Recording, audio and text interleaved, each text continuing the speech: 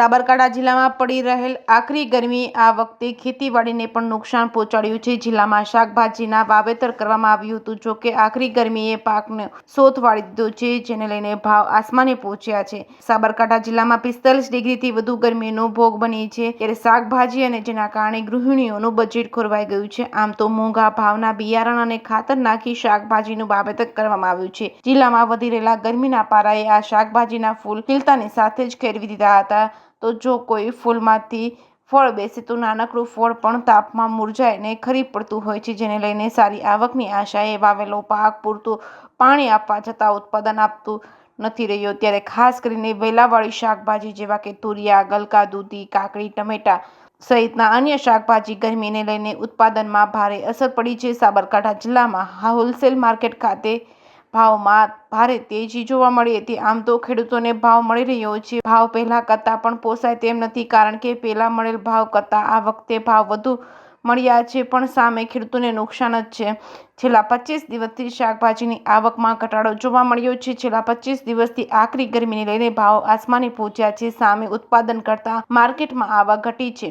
70 થી 80% ભાવમાં વધારો થયો છે તેવું વેપારીઓ જણાવી રહ્યા છે। કારણ માત્ર એક જ છે કે આકરી ગરમીને લઈને ઉત્પાદન મળતું નથી, તો સામે ખર્ચ, બિયારણ સહિતનો ભાવ વધી ગયો છે, એટલે એકંદરે ખેડૂતોને આ ભાવ પણ પોસાય તેમ નથી। આમ તો હજુ પણ ગરમી વધશે તો શાકભાજીના ભાવમાં આનાથી પણ વધારો આવી શકે તેમ છે, ત્યારે સરકારે શાકભાજીના ભાવ વિશે કંઈક વિચારવું જોઈએ તેવું ખેડૂતો માની રહ્યા છે। જેકેએસ ન્યૂઝ ગુજરાતી સાથે અશોક નાઈ, સાબરકાંઠા। અતિશય ગરમી વધવાના કારણે ખેડૂતોને જે પહેલા શાકભાજીમાં પ્રોડક્શન મળતા હતા, દાખલા તરીકે 15 થી 20 પાઉચ ભીંડાની કરતા હતા, એની જગ્યાએ અત્યારે ખેડૂતોને 5 થી 6 પાઉચ થઈ ગયા છે। ખેડૂતોને જે લેબલ લાગતું હતું, વીણવાનું ગણો કે ભાડું એ બધું જે લાગત હોય એ લાગત છે, પણ એની સામે ગરમીના લીધે માલ ઘટી ગયો છે। અતિશય ગરમીના લીધે જે ભીંડાનો બહુ ગરી પડે છે, દૂધી હોય તો દૂધીના બોપચા ભરી જાય છે, રીંગણ હોય તો રીંગણના ફૂલ ગરી પડે છે, એટલે એના લીધે ખેડૂતોને અતિશય ગરમીથી પ્રોડક્શનમાં બહુ જ નુકસાન છે। અત્યારે પરિસ્થિતિ ભીંડાના અને શાકભાજીના ભાવ છે, પણ જે માલ નીકળવો જોઈએ એ અતિશય ગરમીના લીધે માલ નહીં નીકળતો, ખેડૂતોને નુકસાન એ છે મોટું, એટલે ખાસ વરસાદની જરૂર છે। છેલ્લા 25 દિવસથી ગરમી બહુ વધી ગઈ છે, એના કારણે રીંગણ કહો, દૂધી કહો, ભીંડા કહો, બધાનો ભાવ અત્યારે પ્લસ થઈ ગયેલા છે, કારણ કે માલ બહુ કપાઈ ગયો છે। પહેલા 20 દિવસ પહેલા બહુ માલ આવતો હતો, એ ભાવ ઓછા પડતા હતા। રીંગણ 100 રૂપિયા જતો હતો, દૂધી 100 રૂપિયા જતી હતી, અત્યારે બધા 500 રૂપિયા દૂધી જાય છે, રીંગણ 900 રૂપિયા જાય છે, પૈસા એટલા આવે છે।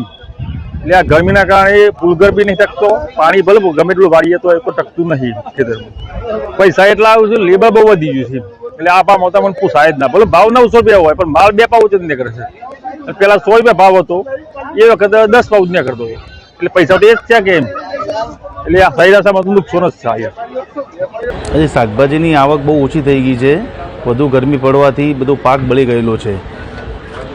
વેલાવાળી વસ્તુમાં બહુ ઓછી આજ આવક જોવા મળી છે। છેલ્લા 15 દિવસથી ભાવમાં તેજી જોવા મળી છે। શાકભાજીની આવક ઓછી થઈ ગઈ છે માર્કેટમાં, એના હિસાબથી આજે ગરમી વધુ પડવાથી આ અસર જોવા મળી છે। અને ફૂલ જોકે જમીનમાંથી જે વસ્તુ નીકળે છે એ ફૂલ બળી જાય છે અને ફળ બેસતું નથી, અને ઉત્પાદન ઓછું થઈ ગયું છે શાકભાજીનું, એના હિસાબથી તેજી જોવા મળી છે। કેટલી ગરમી પડતી હોય છે અને ખેડૂતોની શું હાલત છે? આજે 43 થી 45 ડિગ્રી ગરમી ચાલુ છે, એના હિસાબથી વનસ્પતિ બળીને ખાક થઈ જાય છે। શાકભાજીમાં શું સમસ્યા જોવા મળી છે? કેવું પાક આવતો હોય છે? આવક ઓછી છે એટલે બહુ વધુ પ્રમાણમાં તેજી જોવા મળી છે શાકભાજીમાં। કેવી અસર જોવા મળે છે? આવક ઓછી છે આજે શાકભાજીમાં, અને આજે 80 થી 100% ભાવ છે। આથી 15-20 દિવસ પહેલાં 40 થી 50% ભાવ હતા, અને ભાવમાં વધારો થઈ ગયો છે શાકભાજીમાં।